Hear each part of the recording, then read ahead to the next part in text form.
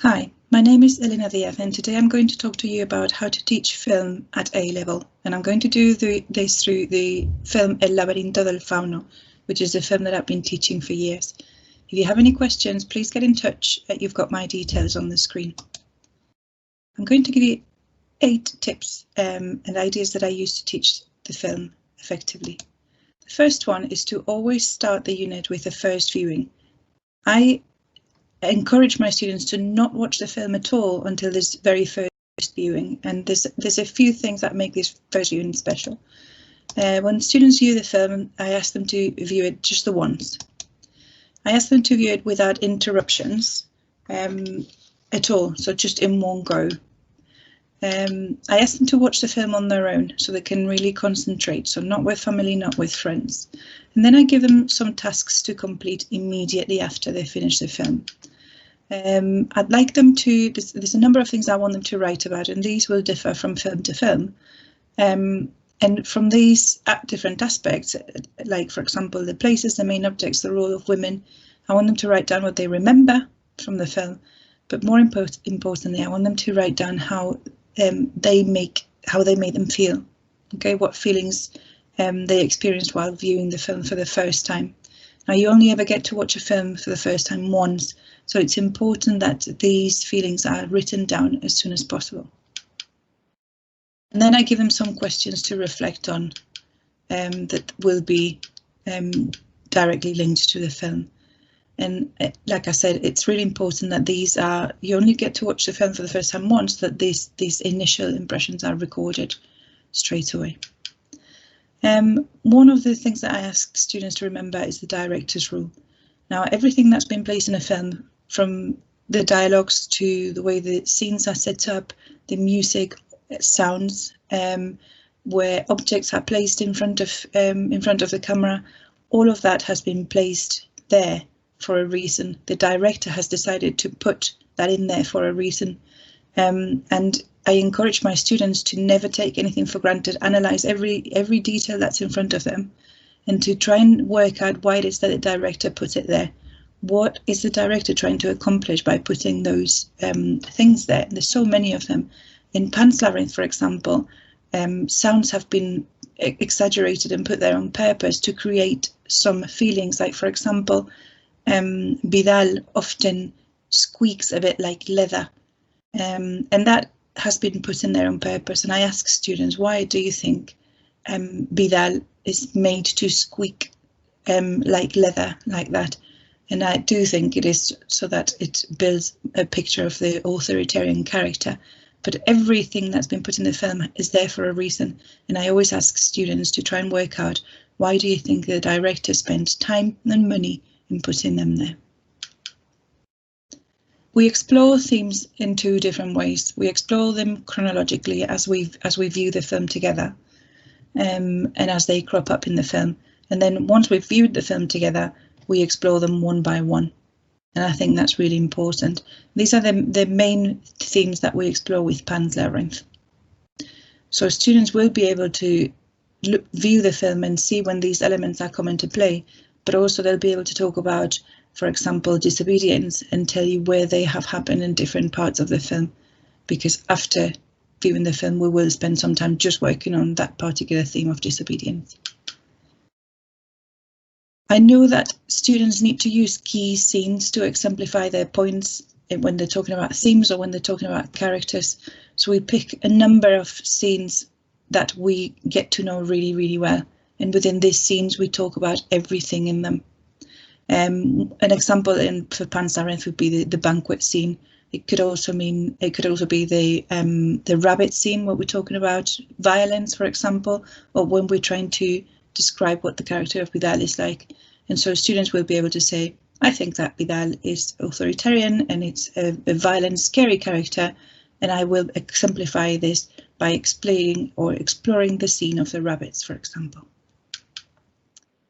I use the method of the 3 circles that I came up just to help students understand how they always have to go through stages in sort of explaining the different layers of the film. So I always say to the students, just peel the onion layers to get to the center, and actually to get to the outside as well from the center. So students often see what happens in the film. They see a scene, for example, in the previous slide I showed you a picture of the banquet scene.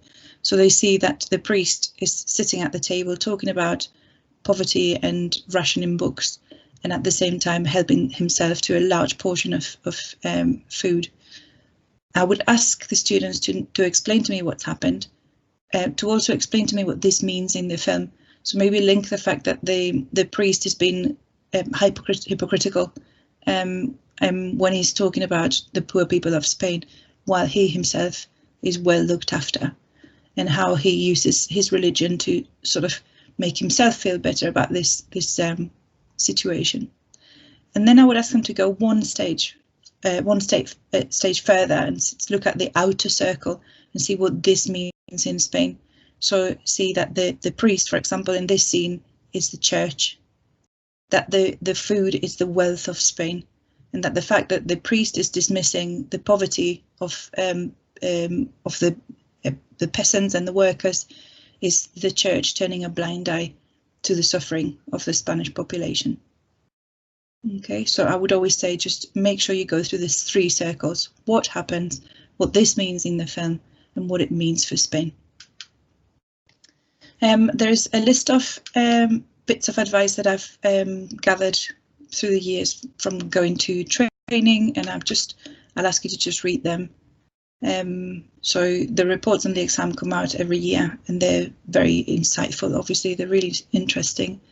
There are some examples of essays on the web, although I think often it's worthwhile saving old essays that you've marked and given high marks to show to students later on, or to find essays just through Facebook groups on the internet. The board recommends 1 hour per essay. The planning stage is really, really important, both for content and language, and it should take almost half of the writing time. There is no expectation that you'll agree or disagree with a statement, and you don't have to present a balanced argument with both agreeing and disagreeing. The markers are not looking to read lots of idiom that's been memorized. What they want to read is language that sounds natural, like a native speaker would use. They don't need a summary of the film, they don't need a synopsis. They don't want to hear about the background of the director or the author. Quotations are not required, but if they are used, that's okay, but they need to be used accurately. And the word limit is not strict.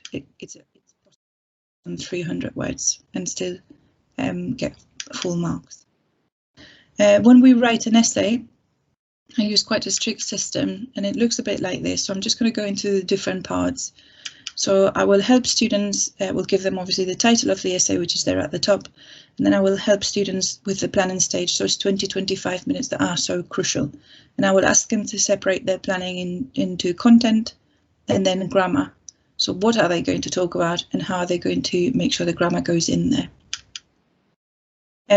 There will be a planning checking stage where they check that they've planned accurately, and they have to tick all those statements, and they also have to tick all the different types of grammar to make sure that they're including a range of grammar. After writing the essay, they'll have to go through the proofreading stage, where they'll have to tick off all of those statements as well. And then they will be able to hand in the essay. Once I return the essay, they will be able to see what marks they've achieved for each of the 2 categories.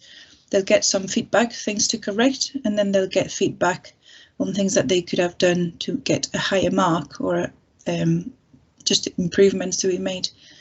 And for some key essays, the perfect is to rewrite the whole essay, and we've done that sometimes more than once with an essay.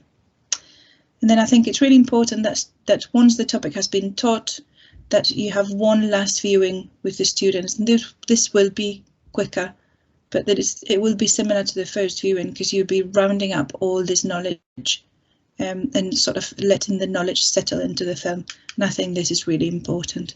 So these are the 8 stages that I use for teaching the film. I hope this has been useful. Please get in touch if you have any questions.